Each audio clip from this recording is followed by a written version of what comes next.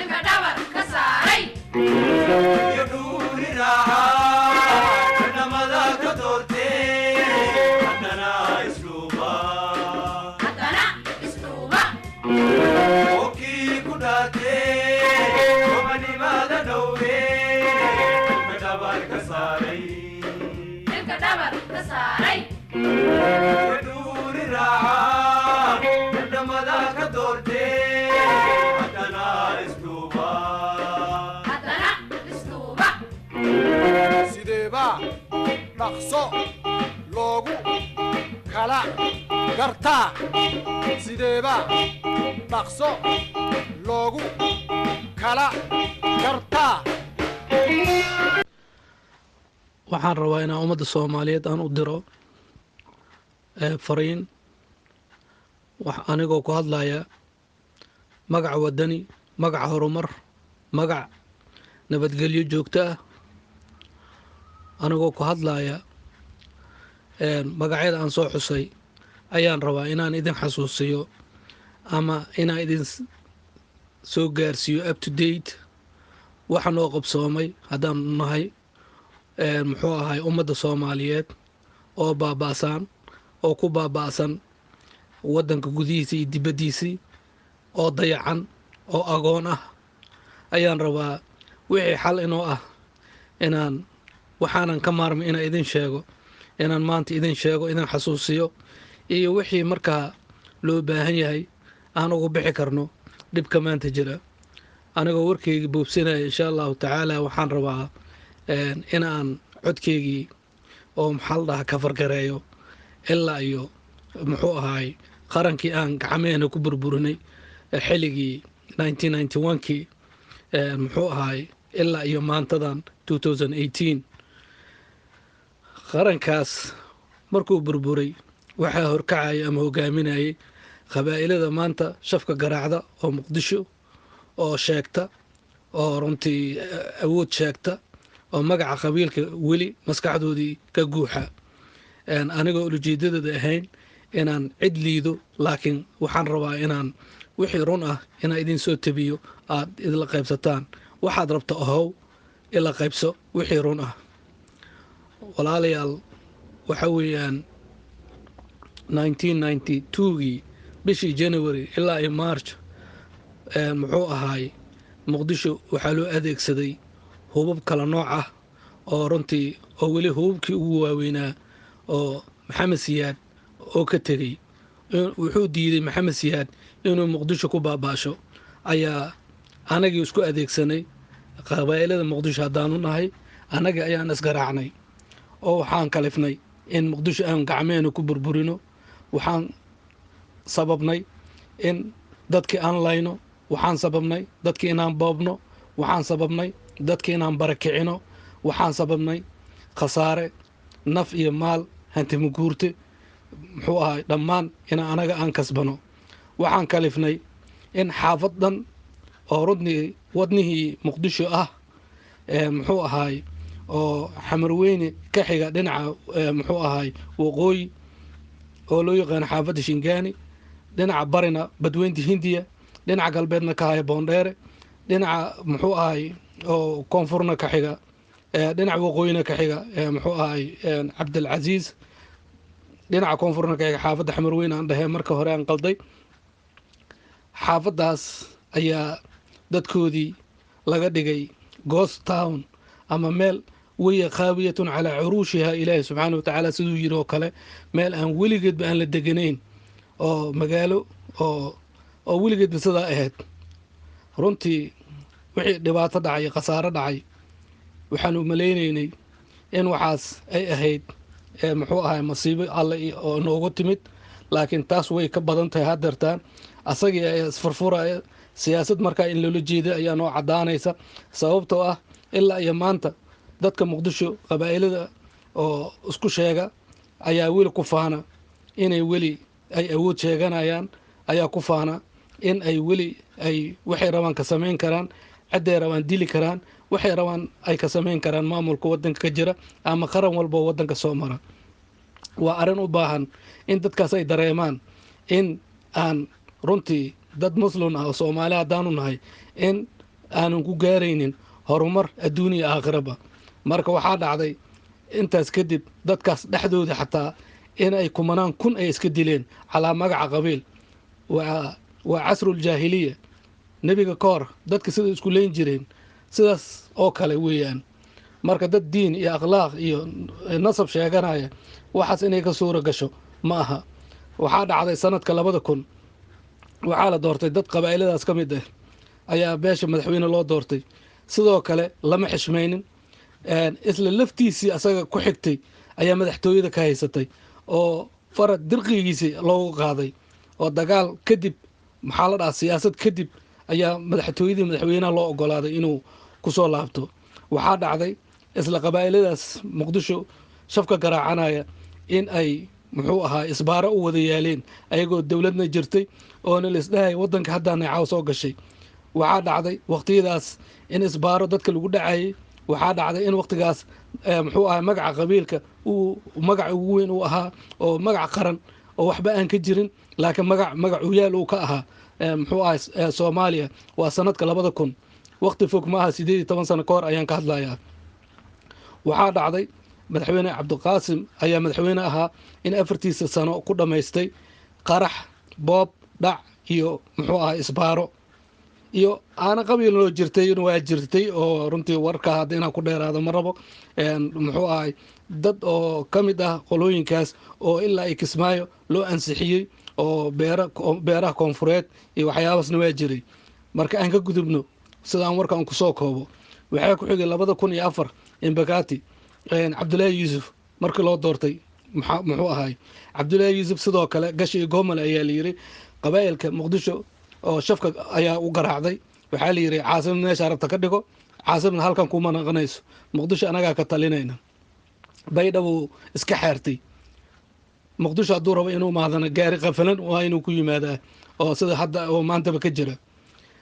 waxaa dhacday waqtigaas shabaab ma jirin, dhibkana waa jiray. waxay ku caddaanaysaa dhibka oo qoladan shabaab haysa iyo qoladan kale dhibka haysa inaysan waxba aan kala dhaamin. waxaa dhacday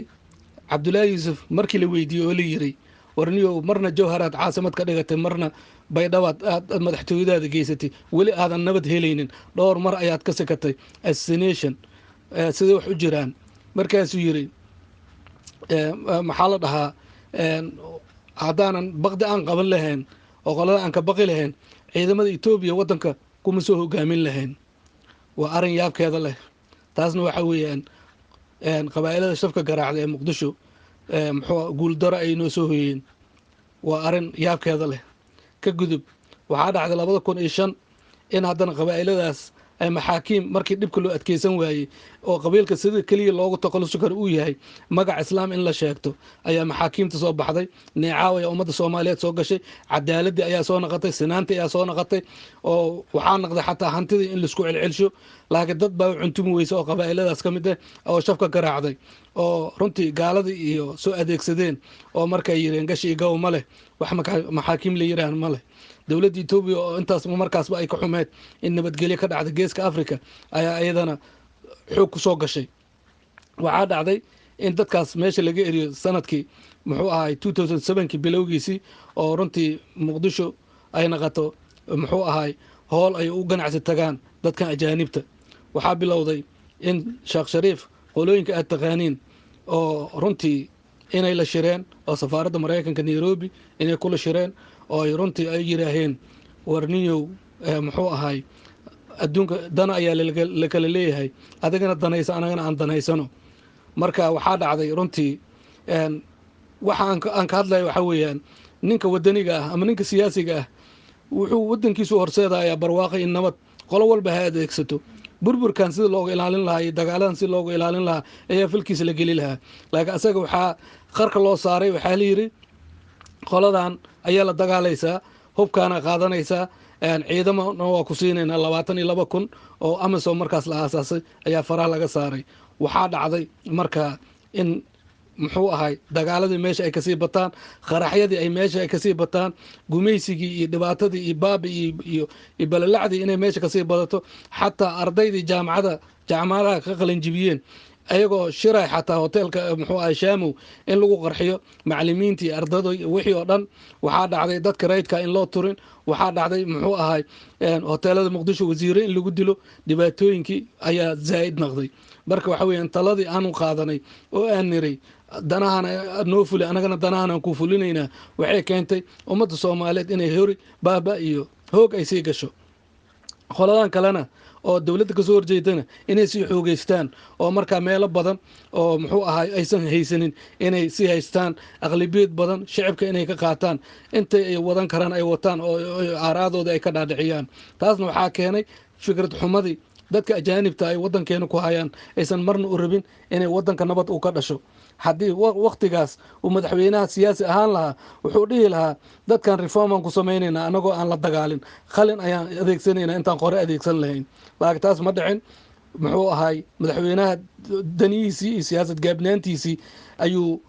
markaas sidaa doormuday ilaa macalin dugsi quraan uu ahaa macalin dugsi quraan oo madaxweyne lagaaga dhigay oo haddana damac lacag ku jira maxaa u malaysaa marka arrintaas sidaasay ku dhacday ummadda soomaaliyeed in lasii gumaado oo baaba iyo holac iyo qarax iyo adduun iyo bakti la wada galo waxaa ku xigay xasan qoslaaye asna waa soo koobaya xasan qoslaaye wuxuu ahaa madaxweynihii ugu safar badnaa geeska africa wuxuu isticmaalay lacag gaaraysa muxuu ahaay sanadkiiba 4 milyan oo dollar oo safar ayuu isticmaali jiray 62 safarood ayuu baxay inta uu muxuu ahaay madaxweyne ahaa 198 maalmood ayuu safar ku bixiyey markiiba 18 qofood iyo wixii ka badan ayaa diyaaradda la raacaysay oo ka mid ah qolo oo cidihiisa ka mid ah muxuu ahay musuqmaasuq soo u baahay dartiisii ayaan idin sheegayaa dadka qoladiisa oo diyaaradda markaa la koro wadamadu aadoo dhan uu ku firdhin jiray meeshuu kusoo dhaafi jiray uu kusoo naqan jiray waxaa intaas sii dheer madaxweynaha oo markii oo shaqada uu maxaa la dhaha ka fariistay oo soo baxay intaasoo oo muxuu ahay guryo oo wadanka iyo dibadda iyo gudahaba uu ku leeyahay turkiga iyo muqdisho dhexdiisa xataa milyuunaad dollar guryo ah inuu ku gatay marka waxa weeyaan nidaamkan oo runtii dowladnimadaba waxay naqotay muxuu ahay in loo shaqo tago oo ay naqoto nin walba madax naqanayo inuu ku xisaabtamo markuu uu shaqada u dhaafo 40 sano ay u dhamaato in uu guryo badan uu ka dhisto gudaha iyo dibaddaba inuu jeebkiisa lacag badan ay ku jiraan in awood siyaasadeed oo ku maqooninayo lacagtaas inuu haysto arrintaas ayay naqotay maanta siyaasadda maanta ganacsiga soomaali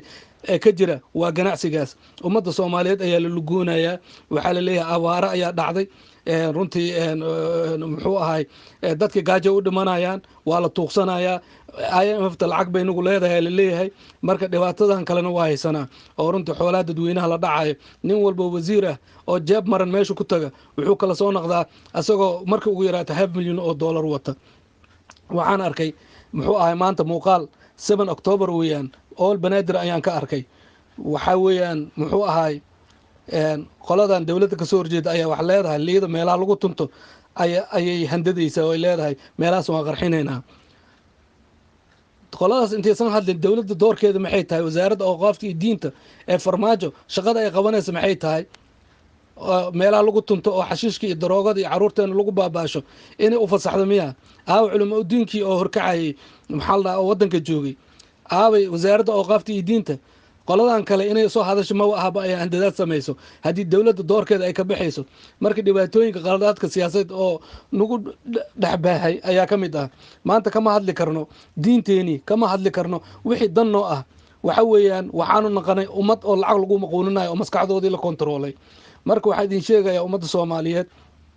ninka farmaajo markaan dooranaynay neecaaw iyo wanaag iyo alabari iyo duco ayaan galnay oo waxaan niri haddaanu helnay neecaawdii iyo dimuqraadigi iyo wadankii nidaamkii iyo kala dambeyntii iyo cadaaladii iyo qabiilkii la duugay iyo qaran oo la soo noolay hadda ayaa dhalata niri way laakiin way kasii dartay qabiilka hadda ayuu xoogeystay farmaajo xiligiisii muxuu ahay baabi iyo qarxi hadda ayuu ziyaaday amniga faruwa ka baxay wadanka wuxuu noqday wadan oo laandheero u taliya dadka oo laga tir badan yahay maanta way cabsanayaan xataa madaxweynaha cabsanaya oo siixi karin muxuu ahay warqadii wasiir Cabbaas Siraaji oo 3 May lagu dilay 2017kii waa hal sano iyo bar ilaa hadda uu siixilaya in cadaalad la fuliyo waa madaxweynaha wadanka ugu sareeyay oo ka baqay in cadaalad uu fuliyo maxaad u maleysaan marka wadanka qabiil baa taliya qaran ma taliyo marka waxaan u baahanahay wax la yiraahdo reform madaxweynaha marka waxyaabo lagu doorto waxa kamid ah inuu sameeyo cadaalad iyo sinaan iyo transparent economic transparent ayuu yiri waxyaabo lagu doorto ay kamid ah wuxuu soo qaatay xataa qiso ay dhehayso wuxuu yiri aniga diyaarad baa lii kiriyay markaan prime minister ahaa oo $32,000 lagu kiriyay waa diiday diyaarad rayd ayaan la raacay dadka Soomaaliyeed waa arin been ah haddii arintaas run ay tahay hadduu ka rumeyn lahaa sababtoo ah markii gulmudug dagaalada ka socdeen oo meesha islaax u tagay inuu dadkaas oo kala soo islaaxiyo qarash waxaa ku baxay $500,000 waxaa jirta nin Soomaaliyeed ayaa jirta ama qoys Soomaaliyeed ayaa jira raashinka bari ay cuni lahayn aysan haysanin madaxweynihii wadankana waa kaas $500,000 ayuu 30 bari gudihiisii wax aan loo baahnayn ku sameeyay asagoo lacagtaas la baajin kara qarashkaas aad u badan safarada uu madaxweynaha ka taga xasan qosley kama liito safarada uu hadda uu ku baxo wuxuuna u baxay wax kale ma waa tuugsamaal anaga technical Soomaali uma baahnin in nala soo tuugsado waxaan u baahanahay farsamo in dadkii waxna siin lahaa sida wax loo beerto inayna baraan sida wax loo warshadeyn lahaa inayna baraan sida wax loo soo saar lahaa inayna baraan lacagina siinin IMF ilaa hadda deema ayaan ka bixilaanay wasiirka maaliyadda maalin walba wuxuu afka soo qaadaa deema ayaana laga rabaa $24 milyan ayaa wadanka soo xaroota Muqdisho kaliya gobolooyinka kale lacag laga ma qaado siyaasadda Soomaaliya dhan way isku qasan tahay saasoo tahay dawladda gaajo ayay tahay dawladda waxa kaliya dhargaay oo intii wasiir ah intii oo maxaa la dhahaa qabiilo laandheeraha ka dhashay ayaa kaliya meesha ku xidaystay dadkii kale waxa weeyaan ummadda Soomaaliyeed ilaah baa u maqan marka waa agooman oo runtii oo markii oo abaar dhacdana adduun weynaha loo tuugsanayo wixii ka soo galana meeshii martay meel uu la mariyay aan la ogeyn marka waxaa loo baahan yahay nidaamka xisbiyada badan hadda loo socdo ayaan rabaa xogeer inaan ka hadlo amnigana inaan ka hadlo maadaama aan rabo inaan soo koobo nidaamka xisbiyada badan haddeer ayaa la aruursanaya raggii jaamacadda tuuganimada ka soo baxay oo ummadda Soomaaliyeed soo lugooyay oo magaca qabiilka muxuu ahay qaran muday ayaa maanta xisbiyadii muxuu ahay isku baysanaya golaha sare iyo golaha dhace federation ay samaysanayaan intaas oo wada kala qabiil ah laakiin magaca qabiilka kama marna musuqmaasuqa kama marna awood sheegashadii qabiilka kama marna marka ummadda Soomaaliyeed mala waayay shaar ka duwan shaararkan oo muxuu ahay qabiilka shaar ka duwan musuqmaasuqa shaar ka duwan cadaalad darro la'aanta shaar ka duwan muxuu ahay nidaamkan oo maanta jira oo fashistiga ah wax ka duwan ma weyna anaga waxa weeyaan haddaan rabno nidaam dimuqraadi ah haddaan rabno nidaam oo runtii aan tiihan ugu bixi karno waa inaan helnaa dadka maanta jooga dhan inay shaqada dhaafaan dhiig cusub iyo siyaasad cusub aragti cusub inaan samayno dad ummadda soomaaliyeed u turaaya oo maanta isbitaalyo noo dhisaaya oo maanta maxaa la dhaha waxbarashadeena heer sare ka dhigaya dhaqaalena kobcinaya muxuu ahay nabadgelyadeni muxuu ahay meeshii qori la qaadan lahaa qalin ku bedelaya waa inaan helnaa taasna lama huraan weeyaan waana heli karnaa sababtoo ah dhinaca nabadgelyada haddaan ka hadlo dagaalkii koowaad iyo dagaalkii labaad milyuunaad ayaa la iska dilay oo laba dhinac ayaa dagaalamayay muxuu ahay kuwii alliancega la dhahayay oo faransiiska iyo ingiriiska iyo ruushka iyo maraykanka oo hal dhinac ahaa iyo talyaaniga marka hore dagaalka koowaad iskula jireen iyo dhinaca kaloo ahaa jarmalka iyo jabaanka iyo muxuu ahay oo hal dhinac ahaa marka dagaalka labaadna sidoo kale ahaa laakiin talyaaniga ayaa dhinacan oo jarmalka soo maray waxaa dhacday dagaalka labaad haddaan soo qaado 16 milyuun oo qofood ayaa lagu laayay dhinacan alliancega oo muxuu ahay maraykanka iyo ingiriiska iyo 16 milyuun ayaa laga dilay jarmalka iyo qoladan kalena waxaa laga dilay 12 milyuun maca daalik waxay arkeen inay dan u ahayn muxuu ahay 3 May 1945kii waxay arkeen in waxaan dan aysan ahayn waxay samaysteen wax la yiraahdo heshiis oo nabadgelyo ah heshiiskaas nabadgelyo ayaa UN ku dhalatay ayaa waxa dhacday marka in dadkii intaasoo milyuun iska dilay intaasoo guri iska baabaashay intaa dhac iyo boob isku geystay intaasoo naceeb dhexdooda ku jiray in maanta 192 xubnood oo UN ka mid ah maanta inay New York ay ku shiraan ayagoo wada qoslaya oo arintooda si hoos ay ku dhameystaan anaga dad Soomaaliyeed ah isku diin aanu nahay oo dawladda ka soo horjeeda oo way aan marka aan leenahay qori ayaan ku maquunaynaa qoladan waa la iska dhiciyaa mindi ayaan ku taagaynaa way aanu bedeli weyne siyaasadda aan ugu bedeli weyne qoladan inaan u isticmaalno qalin iyo maskax way aanu u sameyn weyne anagoo aanan ilkan wax ku gooyo carabna ku nabad gala inaan sidaas aan siyaasad aan u isticmaalno way aanu sameyn weyne way aanu rabnaa in wadanka qaraxa uu sii bato way aanu amniga inuu faraha ka baxo dawladnimadeena wax hortaagan laba arrimood waa siyaasad xumadan maanta jira oo qoladan aan qor u isticmaalayno iyo midda labaad oo ah muxuu ahay qabiilka labadaas arrimood haddii aan wax laga qabanin oo dadka maanta siyaasiyiinta aan oo maanta Soomaali soo lugooyay aan dad faraasha lagu bedelin wax isbedel oo dhici doono male sanadka 2021 xataa nidaamka xisbiyada badan hadaan u baxno sababta anagoo dhan waxaan lagu xukumaa 22 ciidan oo xalana joogta ayaa maamulkeena dhan haay oo ayaga sirteena hayaan anaga sirtooda aanan haynin wax Soomaali aanan nahay ma jirabo wax intelligence la yiraahdo ma jirabo wax nabad sugid la yiraahdo ma jirabo sababta wadankeena dhan waxa u taliya dad aan Soomaali ahayn dad aan wadan ahayn dad oo nabadda Soomaaliya aan dan ka lahayn marka waxaan u baahanahay isbedelkaasna runtii waxaa sameyn kara ummadda Soomaaliyeed intii wadani ah waxaan u mahad celinayaa wariyaasha Soomaaliyeed oo runtii door weyn ka qaata muxuu ahay inay su'aalaan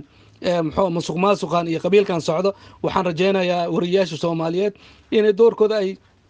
soo hormariyaan sida isbedel u dhici lahaana ay sameeyaan oo runtii dhiigan oo qurunka ah oo wadanka baabi'inaya sida ay ugu takhalusi lahaayeen oo nidaam fresh ah dhiig cusub ah ay wadanka ugu abuuri lahaayeen nidaam cusub loo gaari lahaa wadajir iyo ummadii muxuu ahay walaaltinimadii Soomaalinimadii islaamnimadii lagu soo celin lahaa waxaan rajaynayaa insha Allah muxuu ahay codkan inta dadka wadaniyiinta dhan inay gaarto insha Allah ta'ala dhamaantiina wada sheer gareeya waxa weeyaan walaalkiina nabadda jecel walaalkiina runta jecel walaalkiina muxuu ahay xurnimada Soomaali jecel wali xurmanihi laakiin xurnimada Soomaaliya way soo dhawdaa insha Allah ta'ala isbedel uu dhici doona ilaahay idinkiis salaamu calaykum wa rahmatullahi wa barakaatuh wa walaalkiina oo runta jecel aaroone